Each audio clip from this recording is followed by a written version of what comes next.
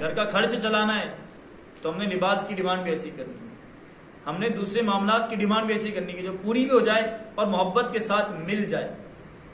جو چیز مانگنے پر محبت سے مل جائے وہ عزت والی چیز ہے، اور جو چیز ضد کرنے پر، جھگڑے فساد کرنے پر مل جائے، میں سمجھتا ہوں اگرچہ وہ شوہر اپنی بیوی کو دے بھی دیتا ہو نا، میں سمجھتا ہوں وہ عزت کے ساتھ نہیں ملتی ہے. اس کی نظر میں اپنا وقار گر جاتا ہے، عزت گر جاتی ہے. وہ چیز مل بھی جائے تو کیا فائدہ ایسی چیز کا جس میں صرف چیز مل رہی ہے، دینے والے کی محبت ہی نہیں مل رہی. تو پیارے بچوں، اور ایک بیٹی ہونے کے اعتبار سے ہمارا فرض بنتا ہے کہ ہم اپنے ماں باپ پر ڈیمانڈ نہ کریں، مطالبات نہ کریں. یہ صرف شوہر بیوی کی بات نہیں کر رہا ہوں، میری بچیاں یہاں بیٹھی چھوٹی چھوٹی، ہم نے اپنے ماں باپ سے بیٹے مطالبات نہیں کرنے. شادی کے لیے اکثر سنا ہے سوسائٹی میں کہ ہم مطالبے کرتے، لسٹ تیار کر کے دیتے، مجھے یہ بھی چاہیے یہ بھی چاہیے. غلط بات، نہ کرے ایسا.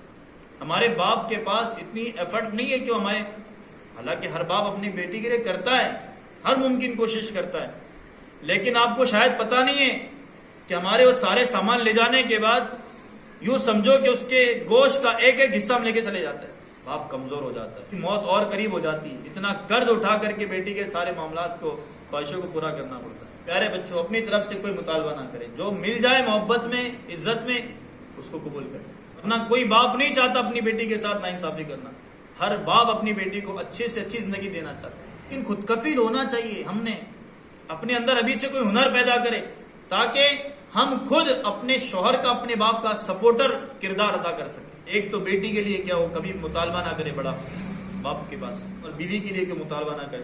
مدرسے کی زندگی سے آپ سب تعلق رکھتے ہیں، آپ دین پڑھ رہے، دین سیکھ رہے، کردار پڑھ رہے صحابیات کا، صحابہ کا. زندگی صرف آپ کی ایسے نہیں کہ ایک سال آپ نے مدرسہ پڑھ لیا اور پھر آپ کی زندگی پھر ویسے ہی نارمل جیسے عام لوگ زندگی گزار رہے ہیں. پھر تو آج ہی آپ کا تعلق مدرسے سے توڑ دو. وہ عطر ہی کیا کام کا جس سے خوشبو نہ ہے، تربیت ہی کیا کام کی، وہ تعلیم ہے کیا کام کی جس پر عمل نہ ہو.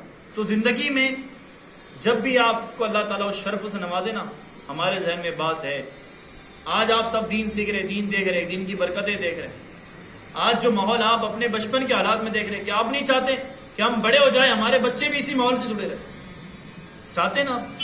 اس کے لیے ضروری ہے کہ ہم جب بھی اللہ تعالیٰ ہمیں شرف سے نوازے نا، تو ہم اپنا کردار حضرت خدیجہ جیسا ادا کریں، سپورٹ کریں، آسانی کریں. دین کے جہاں پر دین کی بات ہو، ہم اپنے ان کفالت کرنے والوں کے لیے، باپ بھی ہو سکتا ہے، شوہر بھی ہو سکتا ہے، ان کے لیے آسانی پیدا کریں، ان کا سپورٹ بنے. نبی صلی اللہ علیہ وسلم کے حوالے سے جانتے آپ آتا ہے، جب آپ پر پہلی وحی نازل ہوئی، پہلی وحی، تو گھر پر آئے آپ، تو آپ پر کب کبھی تاری تھی، کب کبھی آپ تھر تھر تھر کر رہے تھے، بدن سے پسینہ نکل رہا تھا. ایسی حالت میں جب آپ گھر پر آئے، حضرت خدیجہ نے دیکھا تو آپ کو اس حالت میں پا کر کے بے چین ہوگی. نبی صلی اللہ علیہ وسلم نے فرمایا، خدیجہ مجھے کمبل اڑا دو، زمبلونی یا خدیجہ. انہوں نے کمبل اڑایا. آپ نے پوچھا کہ کیا بات ہے، طبیعت میں اچانک یہ تبدیلی. نبی صلی اللہ علیہ وسلم فرماتے، آج میں نے ایک ایسی مخلوق دیکھی جو آج سے پہلے کبھی نہیں دیکھی. یعنی فرشتہ آپ نے دیکھا تھا. حضرت جبرائیل علیہ السلام سے ملاقات ہوئی تھی. پہلی وحی جب آپ پہ نازل ہے، اقرا بسم ربک الذی خلق، سنتے رہتے آپ.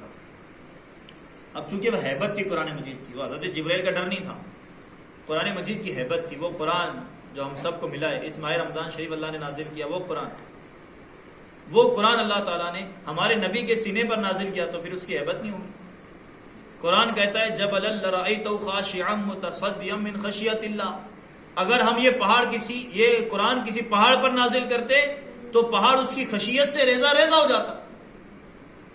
یہ مومنین کی سینے پر اللہ نے نازل کیا. کتنے بچے یہاں پر تقریباً ایک سورت بھی تو یاد ہوگا نا کسی کو، پہاڑ پر نازل ہوتا تو وہ چکنا چور ہو جاتا. ہمارے سینوں میں محفوظ ہے. سوچے پھر ہمارے سینے اس کے برداشت کو اٹھا رہے ہیں.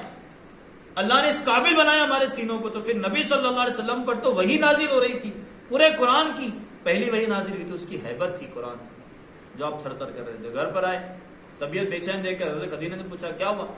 آپ نے فرمایا کہ میں نے ایسی مخلوق دیکھی جو پہلے کبھی نہیں دیکھی. آپ نے فرمایا کون تھا؟ حضرت خدیجہ رضی اللہ تعالی عنہا اتنی عقل مند تھی، اتنی ذہانت تھی آپ کے اندر کہ آپ نے جو دوپٹہ اپنا اوڑھ رکھا تھا، وہ دوپٹہ آپ نے ہٹایا سر سے. آپ نے پوچھا کیا تمہیں اب وہ مخلوق نظر آ رہی ہے؟ نبی صلی اللہ علیہ وسلم نے فرمایا کہ نہیں، وہ مخلوق مجھے نظر نہیں آ رہی. آپ نے پھر اپنا دوپٹہ سر پر ڈال دیا. پوچھا کہ اب کیا اب تمہیں مخلوق نظر آ رہی ہے؟ حضور صلی اللہ علیہ وسلم نے فرمایا ہاں خدیجہ اب مجھے نظر آ رہی ہے۔ ایسا آپ نے ایک دو مرتبہ کیا۔ حضرت خدیجہ رضی اللہ تعالیٰ عنہ بڑی فراست کی بات کی اور یہ عمل کیا، دوپٹہ ہٹانے کا، پھر ڈالنے کا، فرشتہ دکھ رہا ہے پھر نہیں دکھ رہا۔ آپ نے پھر فرمایا گھبراؤ مت، غم نہ کرو، یہ وہ مخلوق ہے جو حضرت آدم کے پاس بھی آئی تھی، حضرت ابراہیم کے پاس بھی آئی تھی، یہ فرشتہ ہے جو آپ کے پاس آیا، اور آپ غم نہ کرو، آپ تو لوگوں کا بوجھ اٹھانے والے ہو، آپ تو غریبوں کی یتیموں کی مدد کرنے والے ہو، بیواؤں کا سہارا بننے والے ہو، آپ کا رب آپ کے ساتھ جو ہے بھلائی ہی کرے گا۔ تسلی دیا آپ نے۔ پتا چلا بیوی کا کام ہے شوہر کو تسلی دینا، بیٹی کا کام ہے اپنے باپ کو تسلی دینا۔ ایک بیٹی یعنی ایک عورت ہونے کے ناطے یہ کردار اتنا اہمیت رکھتا ہے پیارے بچوں کہ ہم کسی کے بے چین دل کو سکون کے اندر بدل سکتے ہیں صرف ہماری باتوں سے۔ ہم اس کردار کو اس کے سامنے پیش کر دیں، ٹینشن مت لو، اب تک اللہ تعالیٰ نے آپ کو ہمارا ذریعہ بنایا، اللہ نے ہمیں اچھا اچھا کھلایا، تھوڑے سے اللہ نے امتحان میں ڈال دیا تو کوئی بری بات نہیں، ان کو فری کر دے اپنی طرف سے، کوئی ٹینشن نہیں، ہم تو خوش ہیں۔ اگر ہمیں دن میں سے ایک ہی بار کھانا مل رہا ہے ہم خوش ہیں، سال میں ایک مرتبہ کپڑا بن رہا ہے میں خوش ہوں، اللہ کا شکر ہے، ہم تو تمہارے لیے دعا کرتے ہیں، تم نے ہمارے لیے اتنا کیا، 5 ڈریس مجھے سال بھر میں بنائے، تعریف کر دیں ان کی، جو انہوں نے کیا اس معاملات کو ریمائنڈ کر دیں ان کے سامنے، ان کے دل میں تسلی آئیں گی، وہ سوچیں گے آج میں نے کھانا نہیں کھایا اس کے بعد بھی اس کو سکون کی نیند آئیں گی بستر پر، کیونکہ آپ کے 2 جملے ان کو سکون دیں گے۔